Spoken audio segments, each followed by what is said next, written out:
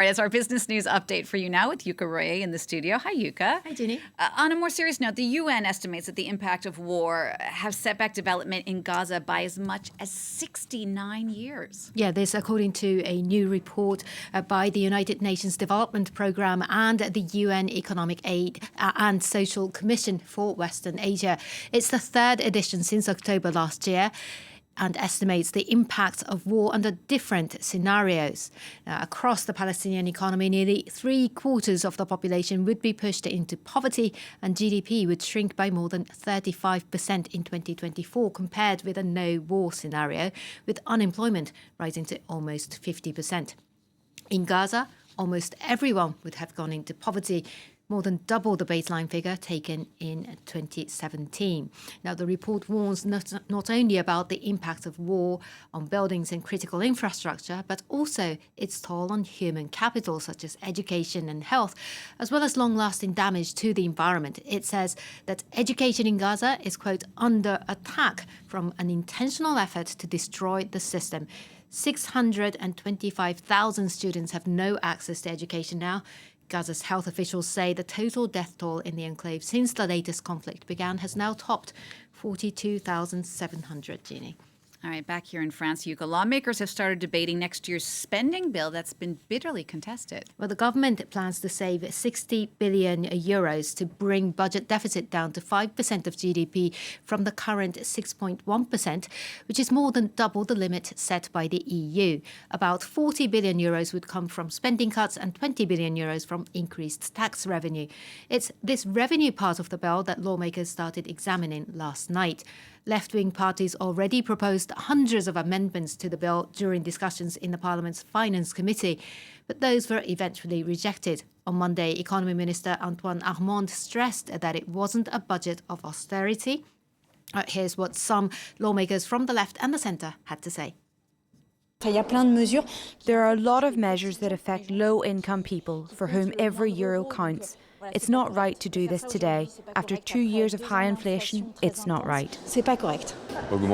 Increasing taxes on big companies or raising some income taxes, no one likes to have that. But it has to be done because we urgently need funds to try and reduce this imbalance in our public finances. In the U.S. now, Yuka, there are just 2 weeks to go until the U.S. presidential election. The polls remain extremely tight, but when it comes to fundraising, Kamala Harris is ahead of Donald Trump. Well, the Democratic candidate campaign and allies set a record for the biggest fundraising quarter ever, raising close to $1 billion in the 3 months to the end of September. That's more than the Republican candidate has raised in nearly 2 years.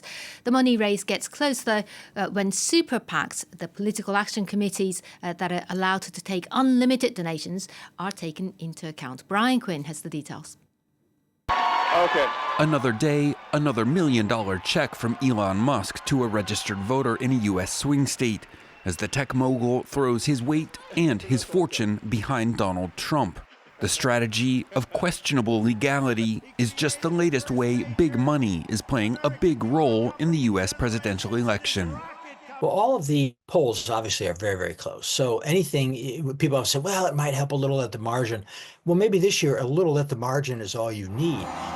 That little at the margin comes with a big price tag. The Trump campaign spent $78 million in September, $53 million on ad buys. That figure, though, dwarfed by Democrat Kamala Harris, whose campaign spent $270 million for the month, $222 million on media.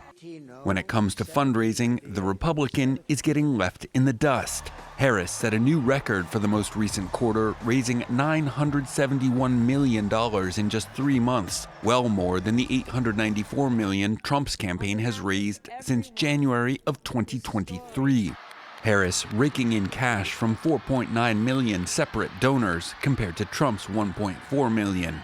When super PACs, the political action committees that can raise unlimited sums from companies and individual megadonors, are taken into account, Trump narrows the gap. Including direct donations and super PACs, the Democratic side has raised nearly $1.9 billion since January of 2023 to Trump's $1.5 billion.